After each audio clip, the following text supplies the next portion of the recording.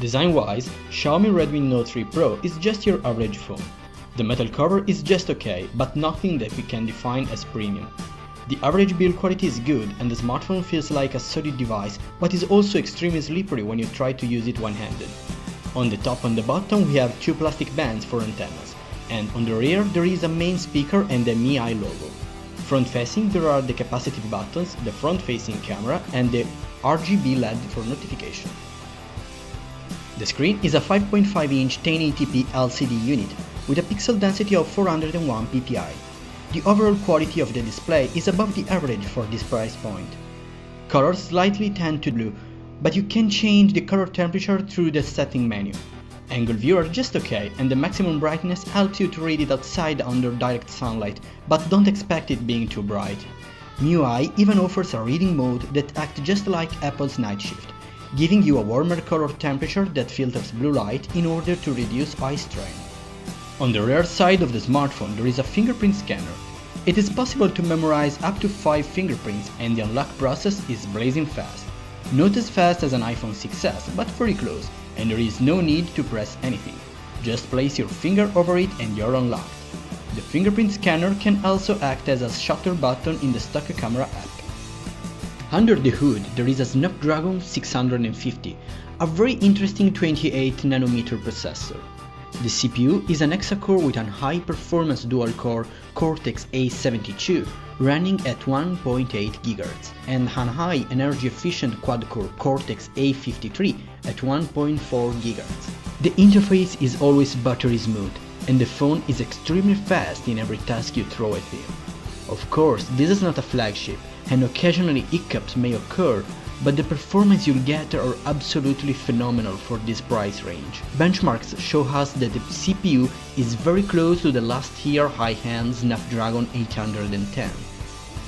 Xiaomi Redmi Note 3 Pro comes in two different configurations, one with 2 GB of RAM and 16 GB of internal expandable storage, and one with 3 GB of RAM and 32 GB of storage. 3 GB of RAM are good enough for a better multitasking experience, but the MIUI is extremely aggressive and tends to kill background applications too often. Internet browsing is just perfect with Google Chrome, but there is even a MIUI stock browser for you. Performance are not as good as Chrome, but there are a lot of interesting features like text resize, data saver, reading mode and gestures. During intense use of this phone, temperatures are warm at most, and I notice no overheat problem even while playing games. Gaming performance are good as well, and the new Adreno 510 at 600 MHz is perfectly capable of running a lot of very demanding games at high details with no considerable frame drops.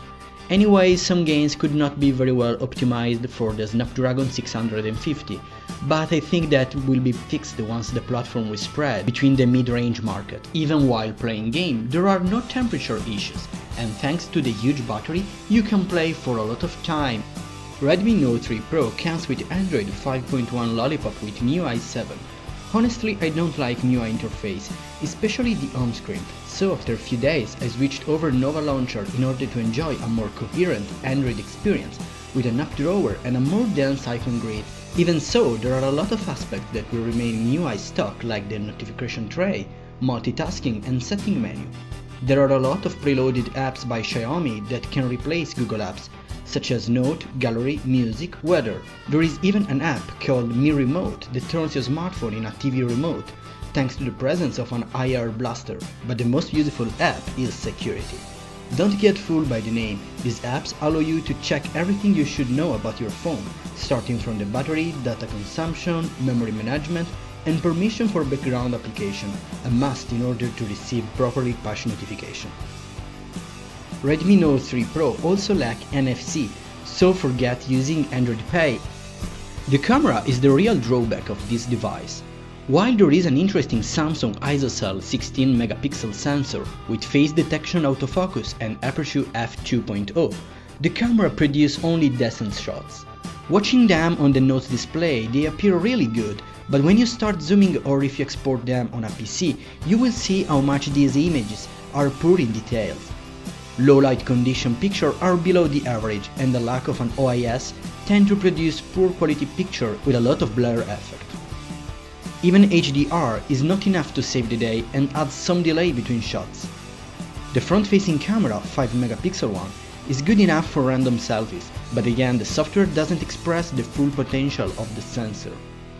Video follows the same pattern, and in this case the lack of an OIS is even more evident. Videos can be recorded up to 1080p with a stock camera app, but you can shoot even at 4K resolution with Google Camera app. In conclusion, the majority of the problems of this camera are software side, so I hope Xiaomi will improve the overall quality with a software update. On the bright side of this camera, I can mention the rich collection of filters such as Sketch, tons of different camera mode and a QR scanner built in the camera app. The main speaker of Redmi Note 3 Pro is placed in the rear side, and while the volume is high enough, audio quality is not that good.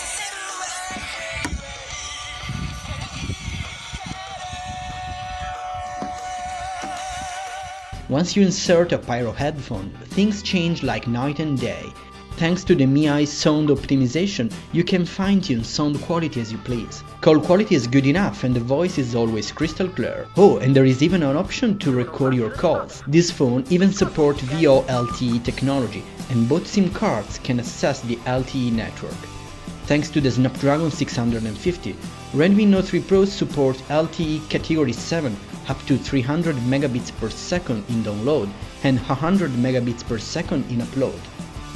Battery life is terrific.